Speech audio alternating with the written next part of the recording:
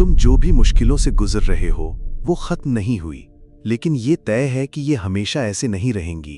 थोड़ा सब्र चाहिए। जिंदगी वाकई में खूबसूरत है। मैं हमेशा से यही मानता आया हूं कि इस दुनिया में अब भी प्यार जिंदा है। लोग अब भी एक दूसरे की परवाह करते हैं। कुछ सरकारें और लोग आज भी हमारी हिफाजत के लिए अपनी जान तक दांव पर लगाते हैं।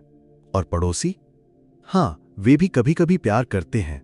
कम से कम जब मैं छोटा था मुझे ये दुनिया ऐसी ही लगी थी।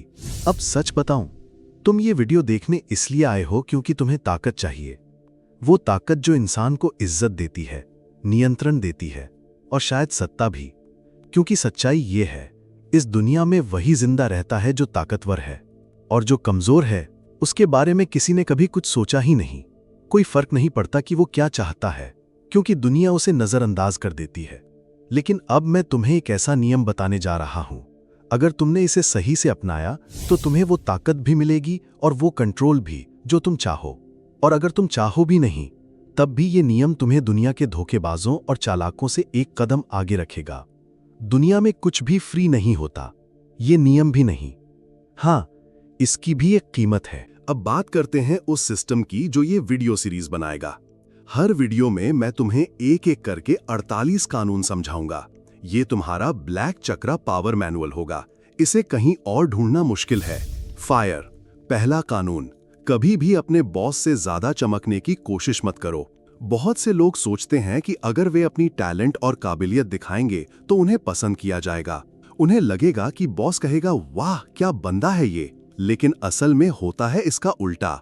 तुम जितना ज्यादा ब्राइट चमकोगे उतना ही तुम्हारा बॉस डरेगा। उसे लगेगा ये बंदा एक दिन मेरी कुर्सी ले जाएगा, और वही डर उसे तुम्हारे खिलाफ कर देगा।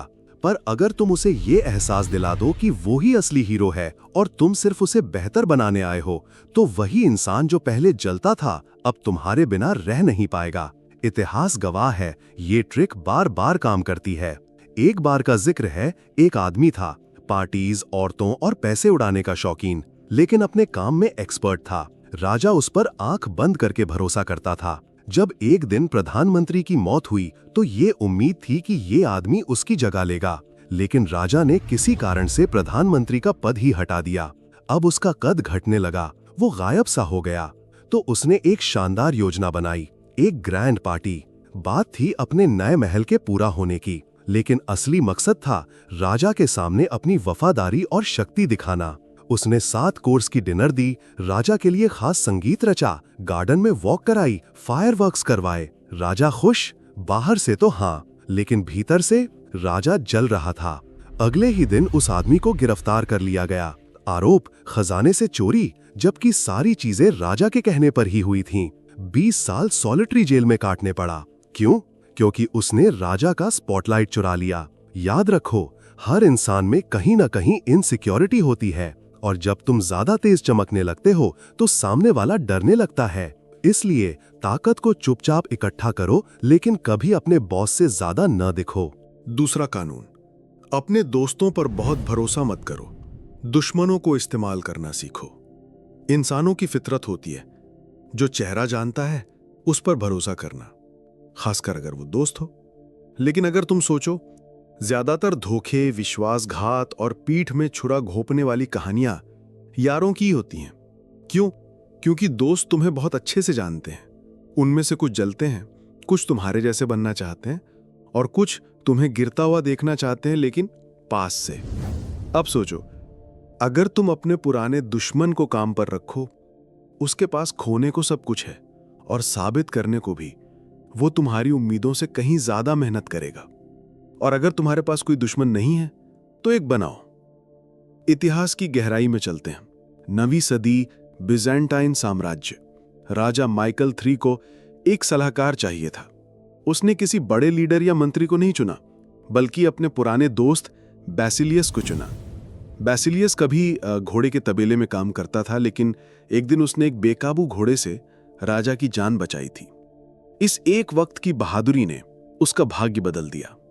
राजा ने उसे पहले शाही अस्तबल का हेड बनाया, फिर उसे राजधानी लाकर शाही तालीम दिलवाई। जल्दी ही ये गांव का लड़का पढ़ा लिखा, पॉलिश्ड और ताकतवर बन गया।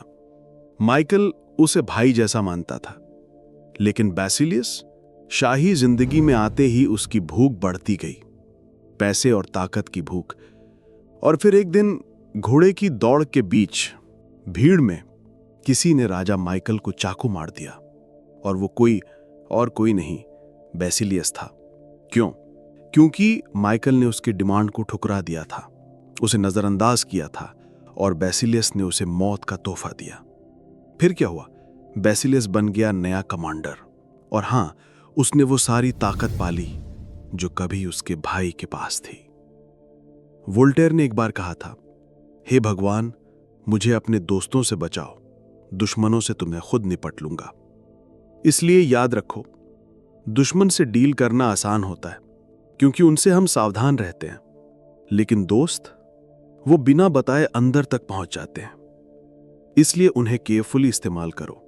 जरूरत हो तो उनके हाथ अपनी गंदी चीजें करवाओ।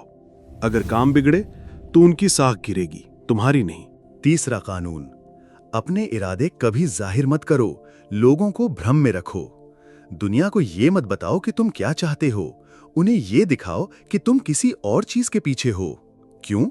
क्योंकि अगर लोगों को पता चल गया कि तुम्हारा असली मकसद क्या है, तो वो या तो उसे रोकेंगे या खुद तुमसे पहले वहां पहुंचेंगे।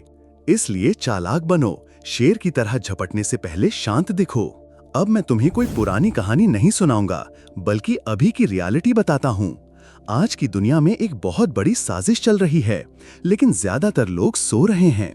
जो जागे हुए हैं वो भी सिर्फ इतना महसूस करते हैं कि कुछ तो गड़बड़ है, लेकिन समझ नहीं पाते कि क्या। मैं तुम्हें आज उस साजिश के 3 स्टेप्स बताने वाला हूं। ध्यान से सुनो। लॉक, स्टेज 1, नई गुलामी का निर्माण। पहले गुलाम वो होता था जो खाना, पानी और एक छत के बदले मालिक के लिए काम करता था। आज भी वही हो रहा है, लेकिन ब्रांडिंग बदल गई है। तुम अपनी जिंदगी के 15-20 साल स्कूल में बिताते हो, फिर 40 साल तक किसी और के सपनों को साकार करने में, और जब रिटायर होते हो तब तक शरीर थक चुका होता है और सपने भी। असल गुलामी यही है, पर आधुनिक लिबास में। अब सुनो असली खेल। जल्द ही एक आर्थिक संकट आएगा। अमीर लोग पहले से तैयार बैठे हैं। जब सबकी संपत्तियां सस्ती हो जाएंगी, जैसे जमीन, स्टॉक्स, बिल्डिंग्स, वो उसे डिस्काउंट पर खरीद लेंगे। गरीब, वो और गरीब हो जाएगा, क्योंकि महंगाई आसमान छुएगी। खाने का सामान, बिजली, पेट्रोल, हर चीज। वेतन वही रहेगा, लेकिन खर्च 2 गुना। कभी आज के पेट्रोल के दाम को 2 साल पहले के दाम से तुलना करके देखो, तब समझेगा ये सब यूं ही नहीं हो रहा। और ये है सिर्फ पहला चरण, सच की आवाज को खामोश करना। अब मैं तुमसे एक सीधा सवाल पूछता हूं, क्या ज्यादा आसान है एक जानवर को काबू में करना या एक समझदार, सोचने विचारने वाला इंसान? जवाब सीधा है, जानवर। और यही वो बात है जो सिस्टम समझ चुका है। अगर दुनिया के सारे मर्द पढ़े लिखे हो जाएं, खुद पर काम करने लगें, भावनात्मक रूप से मजबूत बने, तो वो सभ्यताएं बनाएंगे। लेकिन अगर मर्द सिर्फ औरतों के पीछे भागते रहें, अपनी मर्दानगी को गवा दें या खुद को डिस्ट्रैक्शन में डुबो दें, तो उन्हें कंट्रोल करना आसान हो जाएगा। अब देखो क्या हो रहा है। लड़कियां आजादी के नाम पर खुद को दिखाने लगी हैं। लड़के अपनी ताकत भूलकर वैलिडेशन के पीछे भाग रहे हैं। परिवार टूट रहे हैं और समाज धीरे धीरे कंट्रोल में आ रहा है। अब मान लो कोई इंसान इन सब के खिलाफ बोलना शुरू कर दे, उसे क्या कहा जाएगा? टॉक्सिक, खतरनाक सोच वाला, या फिर सीधा बैंड? एक उदाहरण लो। इंग्लैंड का एक इंसान जिसने बार बार मर्दों को चेताया, उनकी आंखें खोलने की कोशिश की। क्योंकि वो सीधा बोलता था, इसलिए इंस्टाग्राम से हटाया गया, फेसबुक से हटाया गया, यूट्यूब, टिकटॉक, हर जगह से एक साथ मिटा दिया गया। तुमने सोचा कैसे? यूट्यूब एक अमेरिकन कंपनी है, टिकटॉक एक चाइनीज कंपनी है, और ये दोनों देश एक दूसरे से दुश्मनी रखते हैं। तो एक ही इंसान को एक ही वक्त पर दोनों कंट्रीज में बैन कैसे कर दिया गया? क्योंकि उसे हटाने का ऑर्डर ऊपर से आया था। ऐसे लोगों को सजा इसलिए मिलती है क्योंकि उन्होंने वो कहा जो अलाउड नहीं था। सोचो, तुम्हें लगता है कि तुम्हारे पास आजादी है, लेकिन जब तुम सच बोलते हो और तुम्हारी पोस्ट डिलीट हो जाती है या तुम्हारा अकाउंट सस्पेंड होता है, तो क्या वो आजादी है या सिर्फ इजाजत के दायरे में मिली आजादी? स्टेज 3, पूरी दुनिया पर नियंत्रण। अब जो स्टेज चल रही है वो है कंप्लीट कंट्रोल। पूरी दुनिया को एक इनविजिबल लीश पर बांधने की कोशिश। और ये सब कब शुरू हुआ? जब कोविड आया। सरकारों ने पहली बार ये पावर चखी कि वो इंसानों को घर में बंद कर सकती हैं, बिना जंग, बिना हथियार, सिर्फ एक शब्द, आपकी सुरक्षा के लिए। और फिर आया वैक्सीन पास। अगर नहीं लगवाओगे तो मॉल नहीं जाओगे, जिम नहीं जा पाओगे, पब्लिक ट्रांसपोर्ट पर रोक। तुमने सोचा, हाँ ये तो सेफ्टी है। लेकिन अगर ये सब सेफ्टी के नाम पर हो रहा था तो फिर बेरोजगारी क्यों बढ़ी? इंफ्रास्ट्रक्चर क्यों नहीं सुधरा? भ्रष्ट नेता क्यों अब भी खुले घूम रहे हैं? क्योंकि ये सब तुम्हें काबू में रखने की ट्रेनिंग थी। अब असली प्लान पर आओ। वो ला रहे हैं एक नया सिस्टम जिसे कहते हैं सोशल क्रेडिट सिस्टम। हर इंसान को मिलेगी एक स्कोर, एक नंबर जो तय करेगा कि तुम अच्छे नागरिक हो या नहीं। और ये स्कोर डिसाइड करेगा तुम कहां जा सकते हो, क्या खरीद सकते हो, कौन सी नौकरी मिलेगी और किस हद तक तुम्हें सिस्टम में एक्सेस है। अब तुम सोच रहे हो, भाई ये तो साइफाई मूवी जैसा है, पर रुक, ये रियल है। चीन ने ये सिस्टम पहले ही लॉन्च कर दिया है और वहां हर इंसान का ट्रैक रखा जा रहा है। तुम कितनी देर मोबाइल चलाते हो, किससे बात करते हो, क्या खरीदते हो, क्या सर्च करते हो, कितनी देर सोते हो। सड़कें कैमरों से भरी हैं और उनमें लगा है फेस रिकॉग्निशन एआई। अगर तुम्हारा स्कोर कम है तो तुम्हारी फोटो सार्वजनिक पोस्टर्स पर लगा दी जाती है ताकि लोग तुम पर हंसें, तुम्हें तिरस्कृत करें और तुम खुद को कमीना, नाकाम और असफल मानो। और धीरे धीरे लोग ये मानने लगते हैं कि जो ओबीडिएंट है वही अच्छा इंसान है। बस यही गेम है। जो कंट्रोल करना चाहता है वो तुम्हें खुद से चुपचाप मिटा सकता है। एग्जाम्पल, चीनी अरबपति जैक मा, जो बस एक छोटा सा भाषण देकर सिस्टम पर सवाल उठा बैठा, वो 2 महीने तक गायब रहा। और वो तो एक अरबपति था। अब सोचो, हम तुम जैसे आम लोगों का क्या होगा? अब बात करते हैं उस सिस्टम के पीछे छुपे असली चेहरों की। तुम सोचते हो कि तुम्हें तुम्हारे देश की सरकार चला रही है? भूल जाओ, सरकारें तो सिर्फ कठपुतलियां हैं। शो असली में कोई और चला रहा है। वो जो पर्दे के पीछे हैं, जिनका नाम तुमने कभी नहीं सुना, चेहरा कभी नहीं देखा और शायद देखोगे भी नहीं। ये लोग क्या कर रहे हैं? वो सदियों पुराना ज्ञान, पुराना खेल, पुरानी स्क्रिप्ट इस्तेमाल कर रहे हैं, लेकिन तुम्हारी नई पीढ़ी पर। और वो क्या चाहते हैं? एक ऐसी दुनिया जहां हर इंसान ट्रैक हो, हर बिहेवियर कंट्रोल हो, हर सोच मोल्ड की जाए। तुम बस इतना करो, सोशल मीडिया खोलो, नेटफ्लिक्स चलाओ, कुछ वायरल ट्रेंड फॉलो करो और धीरे धीरे तुम्हारी स्पिरिचुअल फायरवॉल टूटती जाएगी। तुम हर चीज में डिस्ट्रैक्शन ढूंढोगे। सिस्टम यही चाहता है कि तुम जागो ही नहीं।